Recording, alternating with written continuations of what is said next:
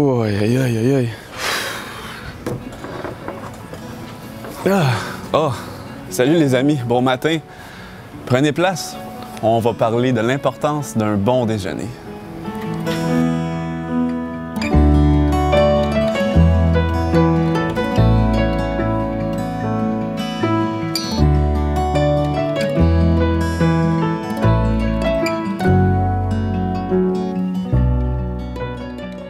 Je viens de me lever, donc pardonnez-moi, j'espère que je ne suis pas trop dépeigné, mais aujourd'hui, je veux encore vous parler de l'importance de bien manger. Parce qu'en réalité, on l'a dit dans une autre capsule, il faut déjeuner comme un roi, dîner comme un prince et souper comme un pauvre.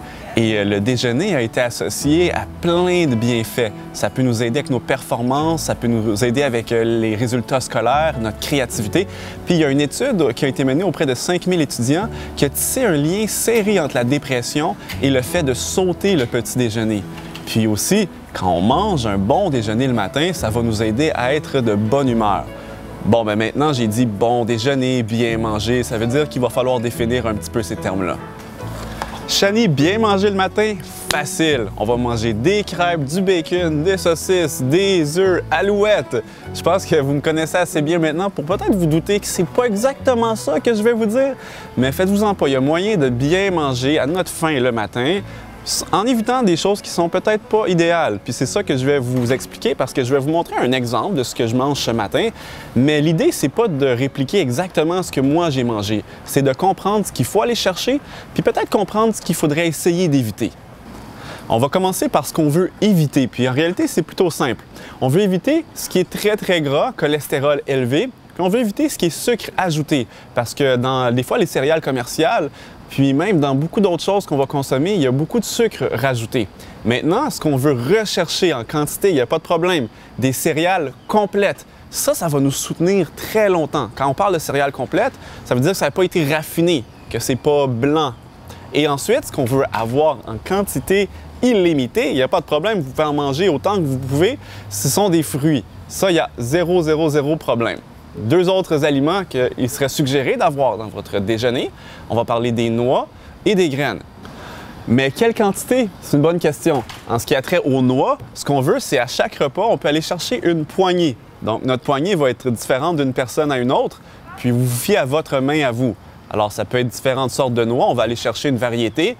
Ce matin, moi, j'ai des amandes et des noix de Grenoble.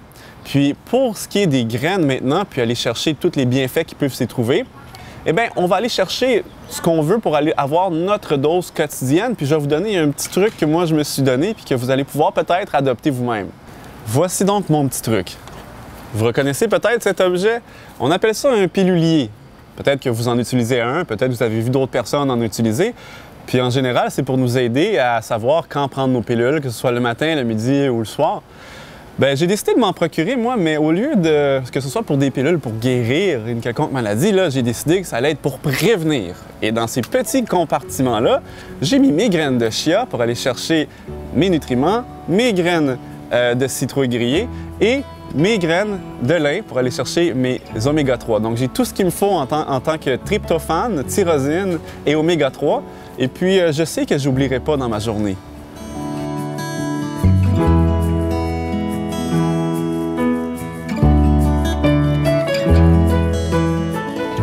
En conclusion, on récapitule. Le point le plus important, il ne faut pas sauter le petit déjeuner. Ensuite, on veut qu'il soit le plus équilibré possible. Et pour ça, on veut éviter ce qui est cholestérol et sucre ajouté. Et qu'est-ce qu'on a le droit de manger en quantité sans limite? Les fruits, il n'y a pas de problème, mangez-en autant que vous en voulez. Et des céréales complètes, sans sucre ajouté, encore une fois. Un petit truc, on regarde sur le côté de la boîte des céréales et puis on va voir les ingrédients, puis on va voir la liste s'il y a des sucres qui ont été ajoutés.